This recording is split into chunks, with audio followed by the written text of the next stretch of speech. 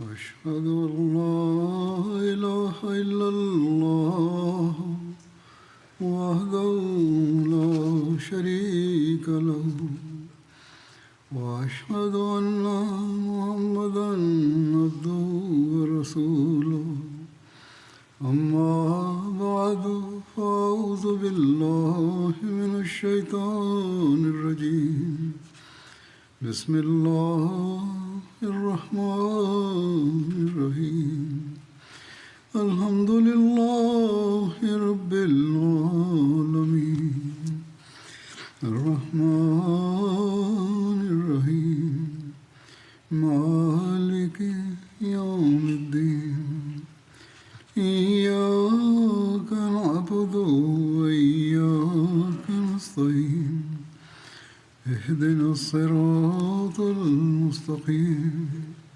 صراط الذين أنعمت عليهم غير المغضوب عليهم ولا الضالين.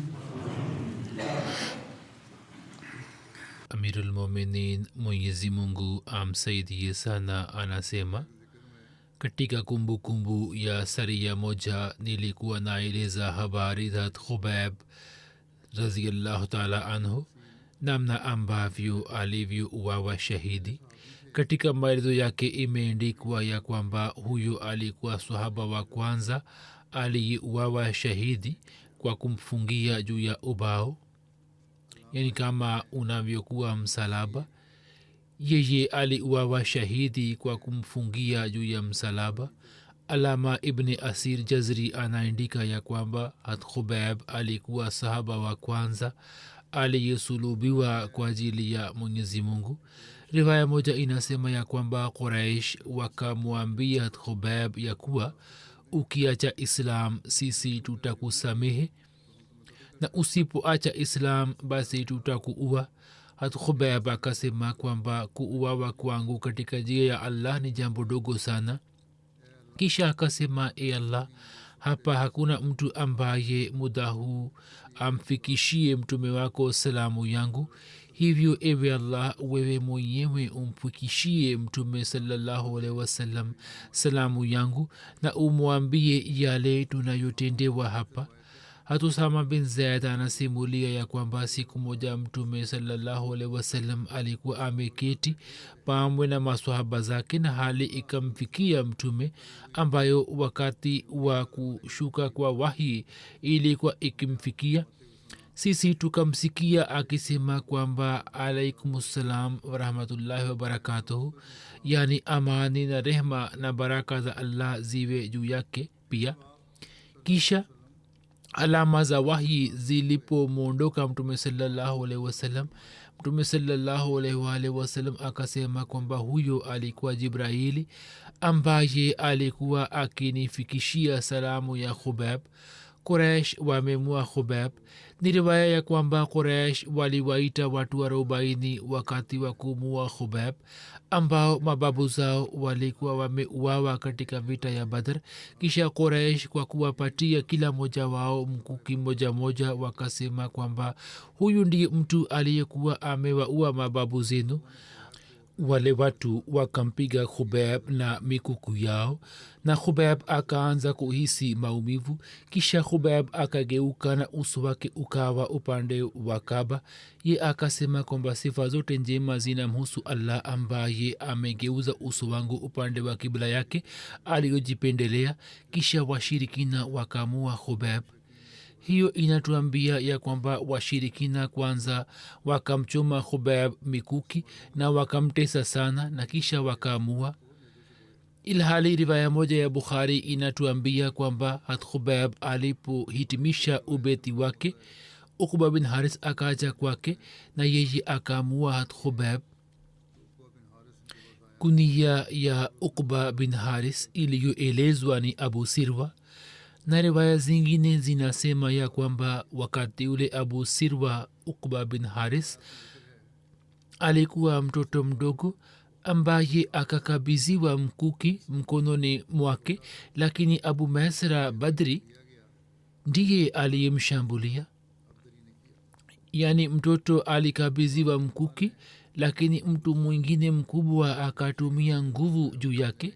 Baadhi ya maulama wametaja jina la abu sirwa kama mtu mwingine na wameandika kwamba ukba bin haris alikuwa ndugu yake. abu masra aliposhambulia hakuweza kuumua. hapo abu sirwa akaja mbele na akaamua kwa mkuki wake. baadaye ukba bin haris ambaye wakati wa ushindi wa makka alikuwa amesilimu akaeleza kwamba mimi bado nilikuwa mdogo na abu masra abdari akanikabidhi hanjari au mkuki na mwenyewe kwa kutumia mkono wangu akaamua khubab. hazrat bashir ahmad saheb ameandika hivi ya kwamba mbele ya uadui wa viongozi wa quraish waliokuwa nao moyoni jaziba ya huruma na adili ilikuwa haina nafasi yake. hivyo siku chache tu zilikuwa zimepita ambapo watu wa banu haris na viongozi wengine wa quraish walimpeleka khubab katika medani pana ili kumua na kusherehekea mauaji yake. khubab alipohisi kwamba sasa wao watamua, yeye akawaambia quraish ya kwamba kabla ya kufa niache ni sali raka 2 za swala. quraishi ambao aghlabu walikuwa nia ya kuifanya manzari hii ya sala ya kiislam kuwa sehemu ya tamasha wakamruhusu na khubab akasali raka 2 za swala kwa mwelekeo mkubwa na kwa moyo wote. kisha baada ya swala akawaambia quraish, moyo wangu ulitamani kwamba ningerefusha sala, lakini kisha nikapata wazo kwamba nini musije mkaelewa ya kwamba mimi narefusha sala ili kuahirisha mauti. kisha khubab akisoma beti hizi akainama mbele ya kwamba wama an ubali hina uqtalu musliman ala ayi shikin kan lillahi masrai wazalika fi zati lilahi wa in yasha yubarik ala ausali shilvin mumazai. yani kwa kuwa mimi katika njia ya islam na katika hali ya kuwa muislamu nina uwawa, hivyo sijali kwamba mimi baada ya kuuwawa nitaanguka upande gani. hayo yote ni kwa ajili ya allah, na kama mungu wangu akipenda atateremsha baraka juu ya vipande vipande vya mwili wangu. aghlabu khubab alikuwa bado anasoma shairi hiyo, ndipo ukba bin haris akaja mbele na akamvamia na ashiki huyu wa mtume akafa. katika riwaya nyingine inapatikana kwamba quraish walikuwa wameninginiza khubab na tawi moja la mti na kisha wakamua kwa kumpiga na mikuki yao. hatmusleh maud kuhusu hiyo anasema kwamba muda wa mauaji yake ulipowadia, khubab akasema kwamba niache ni swali raka 2. quraish wakakubali jambo lake na khubab mbele ya watu hawa wote katika dunia hii akafanya ibada ya mungu wake kwa mara ya mwisho. alipohitimisha sala akasema, nilikuwa natamani kuendeleza sala yangu, lakini nimehitimisha kwa wazo hilo kwamba musije mkaelewa ya kuwa ninaogopa kufa. kisha akaweka kichwa chake mbele ya muaji na akifanya hivyo akasoma shairi hii kwamba walastu ubali hina uqtalu muslima ala ayi jambin kan lillahi masrahi wazalika fi zati lilahi wa in yasha yubarik ala ausale shilvin mumazai. yani kwa kuwa nina uwawa katika hali ya kuwa muislamu, hivyo sijali kwamba nitaanguka upande gani. hayo yote ni kwa ajili ya allah, na kama mungu wangu akipenda atashusha baraka juu ya vipande vya mwili wangu vilivyokatwa kama chembe chembe. khubab alikuwa bado hakuhitimisha beti zake ambapo upanga wa muaji ukampiga shingo yake na kichwa chake kikaja kudondoka chini. hata borara anasimulia kwamba khubab alikuwa mtu wa kwanza ambaye kabla ya mauaji alikuwa amesimamisha suna ya kuswali raka 2.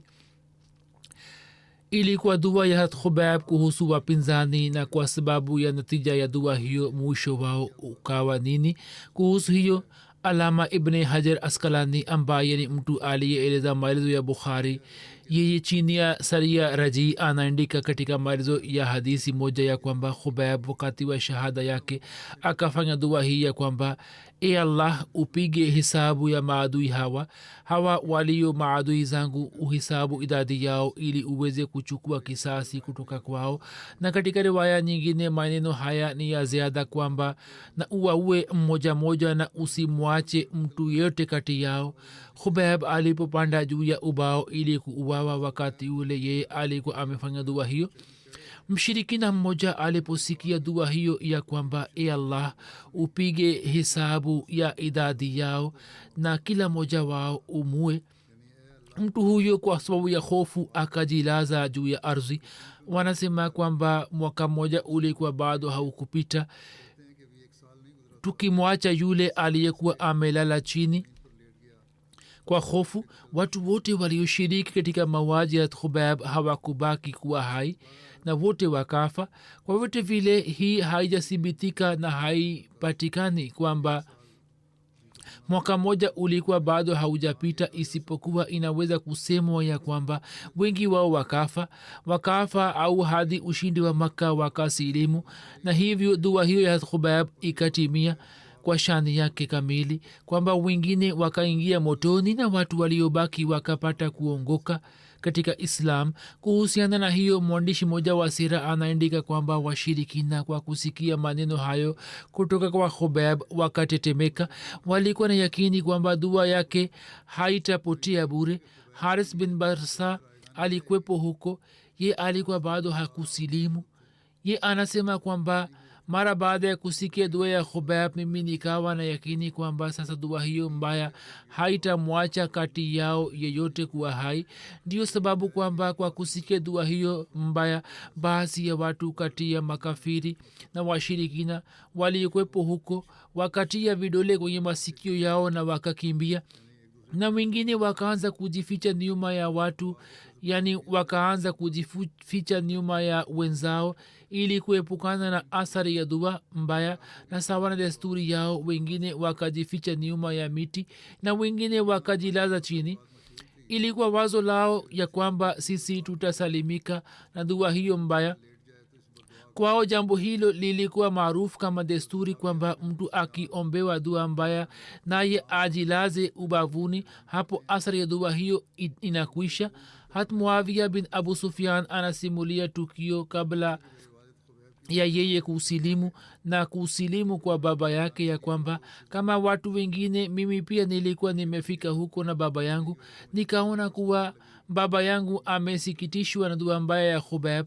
Ye akanivutia kwa nguvu ili kunilaza chini, mimi nikaanguka vibaya na kwa muda mrefu nikaendelea kuhisi maumivu hayo. Huwaitab bin Abdul Uzza alikuwa amesilimu siku ya ushindi wa Makka. Anasema kwamba kwa kusikia dua mbaya ya Khubayb mimi nikatia vidole kwenye masikio yangu na nikakimbia. Nilikuwa naogopa kwamba isije ikawa hivi kwa sauti yake ifuate masikio yangu. Hakim bin Hizam anasema kwamba mimi kwa kuogopa dua mbaya ya Khubayb nikajificha nyuma ya miti. Jubair bin Mutam anasema kwamba mimi siku ile sikuweza kusubutu kukabiliana na dua mbaya ya Khubayb, mimi nikaogopa na kujificha nyuma ya watu. Nofal bin Muawiya Deli wakati wa ushindi wa Makka alikuwa amesilimu. Anasema kwamba siku ile mimi nilikuwepo Khubayb alipofanya dua mbaya. Mimi nilikuwa na yakini kwamba kwa sababu ya dua yake mbaya hakuna atakayesalimika. Mimi nilikuwa nimesimama kwa sababu ya dua yake, nikapata hofu na nikainama chini. Kwa watu wa Quraysh dua hiyo ikaendelea kuzungumzwa sana kwa mwezi moja au zaidi yake. Katika vikao vyao hofu ya dua mbaya ya Khubayb ikaendelea kutawala na wakaendelea kutoa maoni yao juu yake. Kuna riwaya nyingine inasema kwamba katika mkusanyiko ule alikuwepo mtu mwingine Said bin Amir pia. Mtu huyu baadaye akasilimu na hadi zama ya ukhalifa wa Umar. Hii ilikuwa hali yake kwamba kila alipokuwa anakumbuka tukio la Khubayb alikuwa anaanza kuzimia. Said bin Amir ambaye ametajwa hapo juu, kuhusu huyu inapatikana kwamba hat Umar katika zama ya ukhalifa wake alikuwa amemteua mtendaji wa maeneo fulani nchini Syria, na saa nyingine yeye alikuwa akizimia akiwa kati ya watu wakamshtaki kwa hat Umar kwamba huyu ni mtu ambaye anaumwa.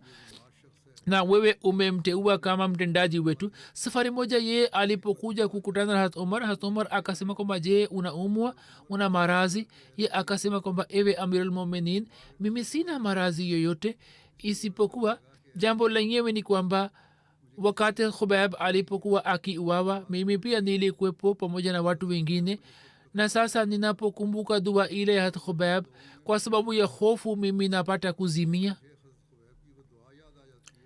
Mtume sallallahu alaihi wasallam alituma kundi moja la watu ili kushusha maiti ya Khubayb kutoka ubao.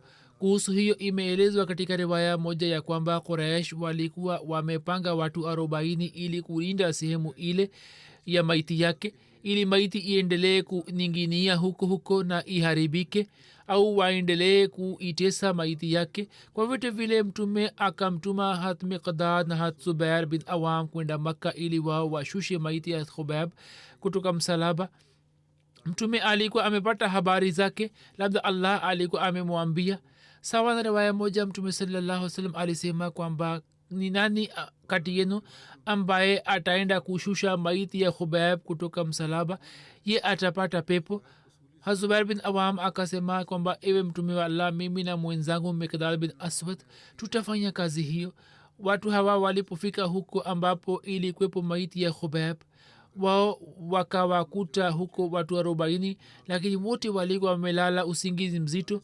Wao wakamshusha Khubayb, na hilo ni tukio litokalo siku 40 baada ya kifo cha Khubayb. Zubair akaweka maiti ya Khubayb juu ya farasi yake na wote wakaelekea mbele hadi makafiri walipopata taarifa na wakaona kwamba Khubayb hayupo.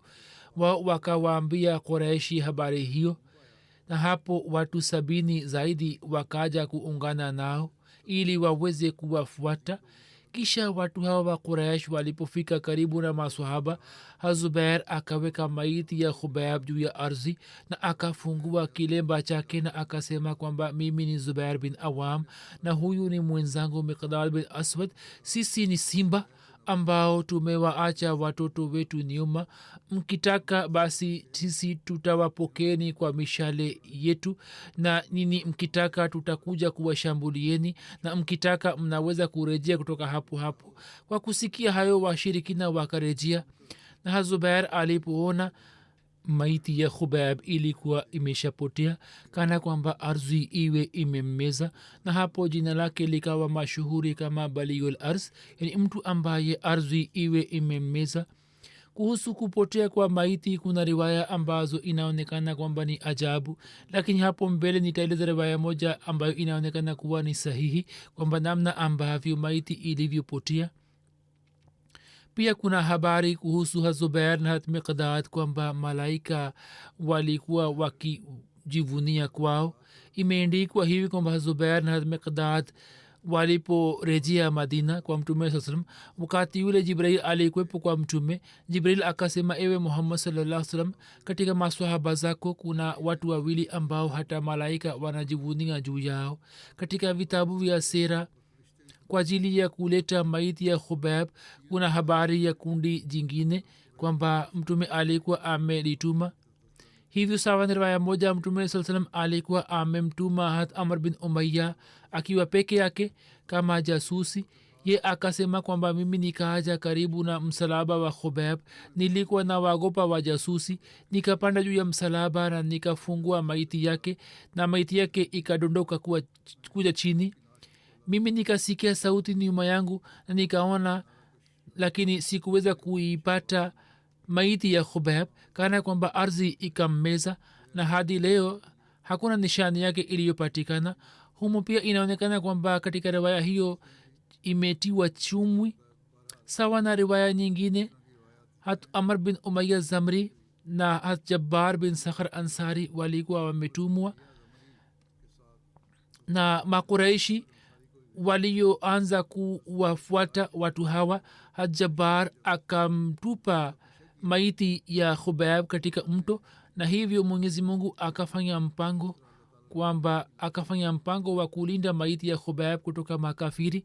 kama nilivyokuwa nimesema hizi ni riwaya mbalimbali na hii ni riwaya inayoonekana kuwa sahihi kwamba makuraish walipokimbia nyuma yao hajabar akatupa maiti kwenye mto na mto ukaisomba maiti hiyo na hiyo inatokea maji yenye mwendo kasi saa nyingine yanasomba maiti riwaya mbalimbali zinapatikana kuhusu hiyo lakini maiti yake makafiri hawakuweza kuipata na wanasema kwamba ardhi ikammeza na kisha yeye akawa mashuhuri kwa jina la baliul ars kwamba maiti yake ilipotea ardhini yani yale ambayo makafiri walitaka kufanya pamoja naye hawakuweza kufanya na hivi mwenyezi mungu akasalimisha maiti kutoka tazlili yao mwenyezi mungu kwa njia hiyo pia anawalinda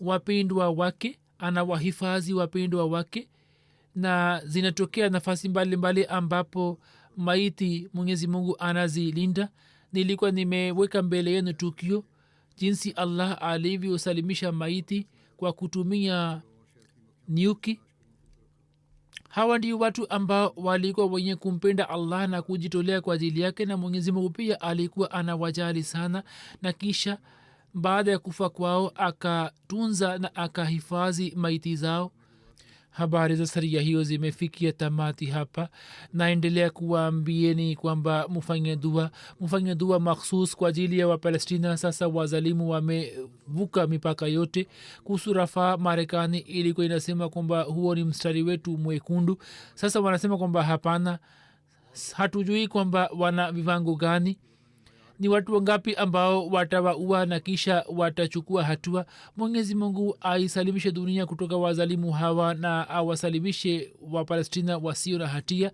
pia mufanye dua kwa ajili ya sudan huko watu wa kaumu yao wanaendelea kuwaua watu wao waislamu wanaua waislamu wenzao mwenyezi mungu awapatie akili na watu hawa wawe wenye kusalimika na mkamato wa allah na amri za allah wakiwa waislamu waweze kuzifuata pia mufanye dua kwa ajili ya wanajamaat wa yemen ambao wametiwa ndani mungu awafanye waweze kupata uhuru pia mufanye dua kwa ajili ya waahmadi wa pakistan hali zinaendelea kubadilika idi inaendelea kuwa karibu na hiyo inapokuja mashekh wanaanza kuzidi katika upinzani mwenyezi mungu awasalimishe kila ahmadi kutoka shari na afanye mpango kwamba waliotiwa ndani waweze kupata uhuru baada ya swala ya ijumaa nitaswalisha jeneza ghaibu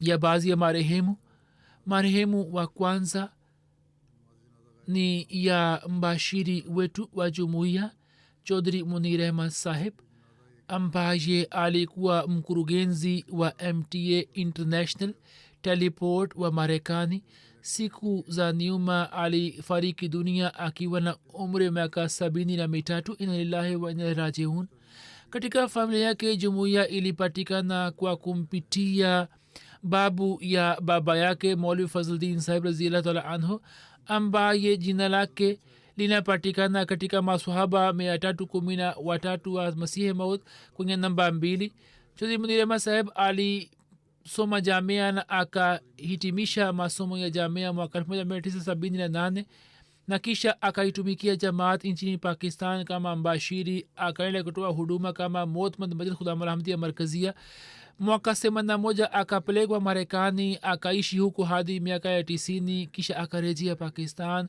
kisha mwaka 94 akaenda marekani tena na hadi pumzi yake ya mwisho akaendelea kuitumikia jamaat nchini marekani yeye alitoa mchango mkubwa katika kusimamisha mta teleport marekani mwanzoni kulikuwa na studio ndogo tu kwa ajili ya kufanya transmit kisha nizamu hiyo ikapanuka sana na kwa ajili ya south marekani idara moja ikafunguliwa na huyu akateuliwa kama mkurugenzi wa mta yeye akafanya kazi kubwa sana kwa juhudi sana akafanya kazi na vipaji hivi vya kitechnical alikuwa hakuvisoma kutoka sehemu yote, yani hakuwa na digri ya kidunia, lakini kwa kuwa alikuwa na shauku ya kujifunza, hivyo akajifunza elimu yake na akaendelea kuendesha teleport hiyo kwa njia nzuri sana, na kwa kutumia njia zote akafanya juhudi ili kuifikisha kwenye kiwango cha juu. Ameacha nyuma mke na mtoto mmoja wa kiume na mabinti wawili. Watoto wake pia wameeleza kwamba baba yetu daima alikuwa akimtegemea Allah na alikuwa anatuambia kwamba mutumie sababu za kidunia, kisha swala lenu mumwachie Mwenyezi Mungu. Ukarimu ulikuwa sifa yake kubwa sana, na nyumba yake ilikuwa wazi kwa ajili ya wageni. Alikuwa akiwasihi watoto waendelee kushikamana na ukhalifa. Alikuwa anatumia vipaji vyake vyote kwa ajili ya MTA. Watoto wake wanasema kwamba alipokuwa hospitalini kwa muda mrefu, alipokuwa analazwa hospitalini, alikuwa anafanya kazi kwa ajili ya MTA. Ilmuradi alikuwa mfano wa hali ya juu wa wakfe zindagi. Mirza Makfur Ahmad Saheb, amir wa jamaat Marekani, anaandika marehemu alikuwa na sifa chungu nzima sana. Alikuwa anafanya kazi na juhudi kubwa ili kuboresha idara yake, na pia muda wake na elimu yake alikuwa anavitumia kwa ajili ya shughuli zingine za jamaati. Katika baadhi ya shughuli za kijamaat yeye alinisaidia sana, na akipata taarifa kuhusu faida ya jamaat alikuwa anakuja kuchangia pamoja na uongozi wa jamaat. Alikuwa anatoa ushirikiano wa hali ya juu katika nizamu ya jamaat, na tulikuwa tunaona kutoka matendo yake na kauli zake. Alikuwa mtiifu kwa ukhalifa. Katika kuelewa amri za khalifa alikuwa muda wote alikuwa tayari kuzitekeleza. Anasema kwamba mimi nimemkuta akielewa amri za khalifa Abdul Masih na kuzitekeleza kwa nguvu zake zote. Amir Jamaat Burkina Faso ambaye ni kutoka jamaa yake anaandika kwamba kuna tukio moja la utoto wake ambalo ni mashuhuri. Alikuwa na miezi michache ambapo akaugua na ikaonekana kwamba atakufa. Maulvi Ghulam Rasul Saheb Rajeki ambaye katika siku zile alikuwepo, alikuwa anaishi kwenye maeneo yake. Mama yake akampeleka kwake na akamkabidhi Maulvi Saheb na akasema kwamba Maulvi Saheb huyu amekufa, na alikuwa analia. Maulvi Saheb akambeba mtoto na akasema atapona tu, umtoe wakfu. Hivyo yeye katika utoto wake akawa wakfu. Mama akatoa ahadi kwamba nitamtoa wakfu. Alikuwa anasema kwamba Mir Saheb alikuwa amenisihi kwamba usome sura Al-Fatiha, na nilikuwa nasoma tu. Shamshad Nasir Saheb ni mbashiri anasema, na takriban kila mtu ameandika kuhusu sifa zake kwamba alikuwa akitii amri zote za ukhalifa kwa nguvu zake zote. Alikuwa na umwa, lakini hakueleza kwa mtu yeyote kwamba ye ana uchungu au maumivu. Daima akaendelea kufanya kazi yake na akaendelea kufanya kazi zake kwa juhudi sana. Alikuwa na kipaji cha hali ya juu katika masuala yote. Alikuwa anasoma vizuri vitu vyote, na kisha alikuwa akiwaongoza wabashiri wenzake. Alikuwa na kipaji cha kusimamia. Alikuwa akiwatendea wenzake kwa huruma sana. Alikuwa mkarimu sana. Watoto wake pia wameandika kwamba alikuwa anakutana na watu kwa tabasamu. Alikuwa mpole sana, lakini alikuwa anafanya kazi kwa hima. Mwenyezi Mungu alikuwa amemjalia vipaji vya ajabu. Alikuwa mbashiri, lakini khalifa mtukufu wa Indi rahimahullah taala alipomteua katika art station akasoma vizuri kila kitu, na kisha akaendelea kufanya kazi hiyo kwa juhudi sana.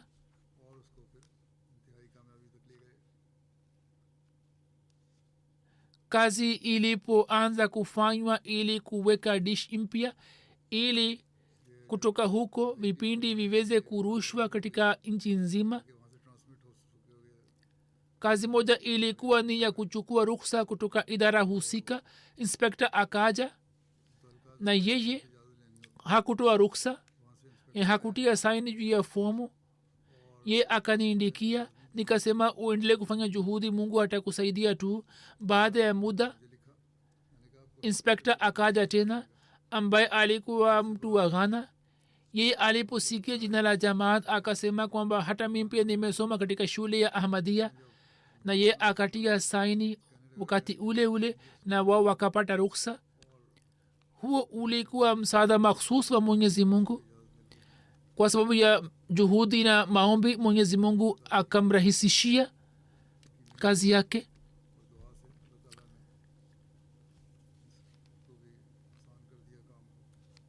laik mushtaq saheb mbashiri wa surinam anasema kwamba marehemu alikuja kuzitembelea nchi za marekani kusini na akakusanya taarifa kuhusu mta.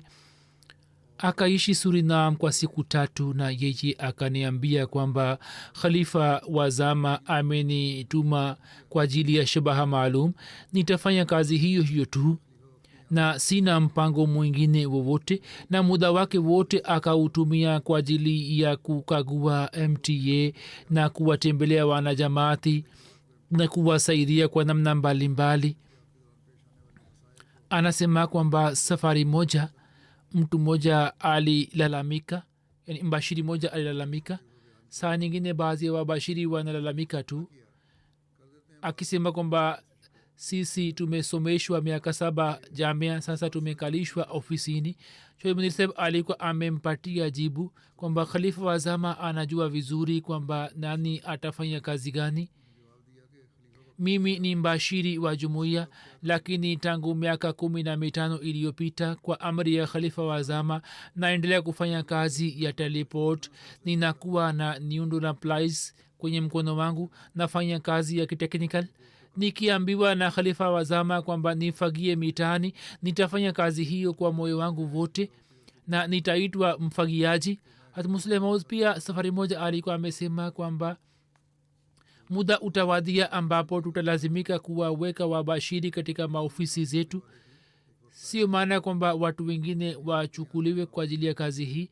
hivyo kila mbashiri aondoe jambo hilo kutoka kichwa chake kwamba huduma gani inaendelea kupokelewa kutoka kwake. anaweza kuwekwa katika sehemu yote. kama wamesoma jamia jambo zuri, wamejifunza elimu ya kidini, wanatakiwa kuitumia. ghalib khan ambaye ni incharge wa mta studio marekani anasema kwamba marehemu alikuwa anafanya juhudi ya kukamilisha mambo yote, kuweka rekodi, kuangalia saiti, kuzingatia usafi. alikuwa anavisimamia vyote na muda wote alikuwa anafanya juhudi ili kazi yake iweze kuboreka na nizamu iweze kuboreshwa. kisha alikuwa akiwatendea wenzake kwa huruma sana, kwa upole sana, na alikuwa na azma iliyo madhubuti. mirza muhammad afzal saheb anaandika kwamba nilikuwa namjua tangu miaka 56. tukaja marekani kwa pamoja. alikuwa akijitolea sana ukhalifa. mwaka 1974 alitiwa ndani. alikuwa amejawa ikhilasi na unyofu. alikuwa anafanya kazi ya jamaat kwa mapenzi sana na alikuwa anatumia njia madhubuti ya kutekeleza wajibu wake, na nikamkuta akiwa msaidizi wa ukhalifa. zafar saro saheb anasema kwamba idara hii ya teleport ilipoanza kutoka marekani, yeye akapeleka ombi kwa khalifatulmsih rabi rahimahullah taala kwamba sisi tupatiwe muhandisi mmoja, kwani kazi hii ni ya kitekniki. khalifa mtukufu wa 4 alisema kwamba we mwenyewe ufanye juhudi ya kuwa muhandisi, na yeye akajifunza kazi hiyo na akapata umahiri, na kisha akaendelea kufanya kazi hiyo kwa imani sana. kwa miaka 29 ye akaitumikia mta, japokuwa alikuwa anaumwa marazi ya moyo alikuwa nayo. sasa katika marekani kusini na kaskazini, kwa sababu ya juhudi zake, vipindi vya mta watu wanaweza kuviangalia kwa urahisi. dr hamidurrahman saheb los angeles anaandika kwamba yeye aliteuliwa los angeles mwaka 93. akiwa pamoja nasi tukaenda kununua ardhi kwenye chino na kisha tukaanza kujenga msikiti. marehemu alikuwa na tabia ya kumtegemea mwenyezi mungu. kwa ajili ya kukutana na mea wa chino akaenda kwenye ofisi yake na akatambulisha jamaat mbele yake. Mea akasema kwamba msikiti hautajengwa hapa, akasema kwa hasira na akasema kwamba over my dead body. Kwa kusikia hayo chosa pia akapata jaziba na akasimama na akasema, bwana mea, msikiti huu ni mahala pa kufanya ibada ya allah na lazima utajengwa. Hivyo msikiti ukajengwa huko na mea huyo akaaja na akaomba razi na kisha akaendelea kuja kututembelea miskitini. Marehemu alikuwa shujaa sana. Hamad sahib ni mbashiri na pia kwenye jamaa zake anasema kwamba nilipokuja kwenye fildi nikaanza kupata matatizo. Alikuwa anasikiliza mambo yangu yote kwa upendo na kisha akanifahamisha na akanisihi, na hapo matatizo yangu yote yakaniondoka. Nilikuwa napata nasaha kutoka kwake katika mambo mengi. Munir Sham saheb director mta anasema kwamba marehemu aliendesha vizuri setup hii ya teleport. Chaudhry munir saheb alikuwa na sifa chungu nzima, na sifa moja ilikuwa ndiyo hii kwamba pamoja na ushauri daima alikuwa anafanya juhudi ya kusalimisha pesa ya jamaati, na alikuwa ananunua kitu ambacho kilikuwa kikihitajika sana.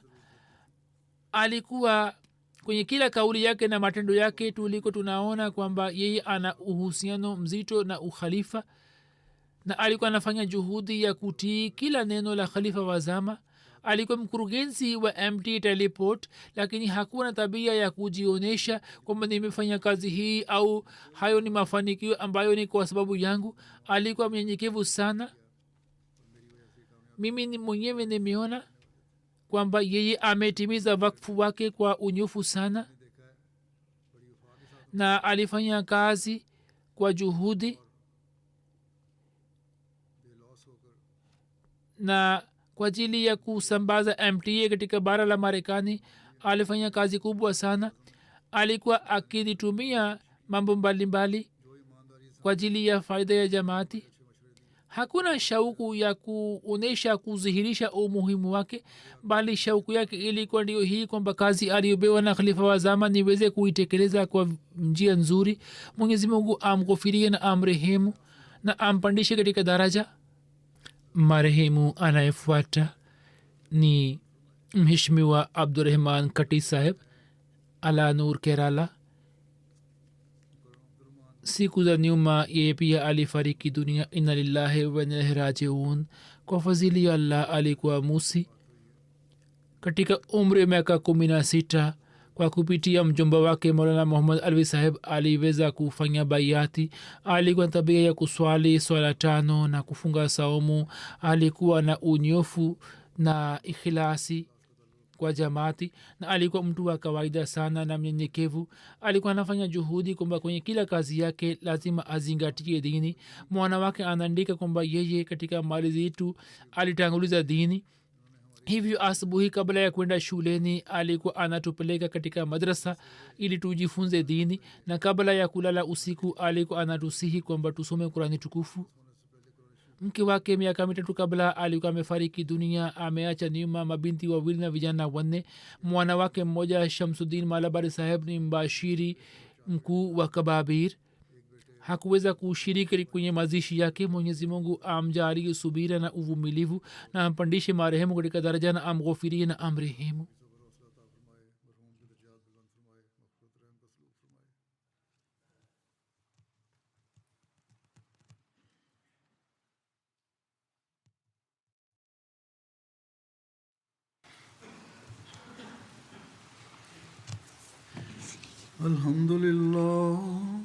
الحمد لله نحمده ونستعينه ونستغفره ونؤمن به ونتوكل عليه ونعوذ بالله من شرور أنفسنا ومن سيئات أعمالنا.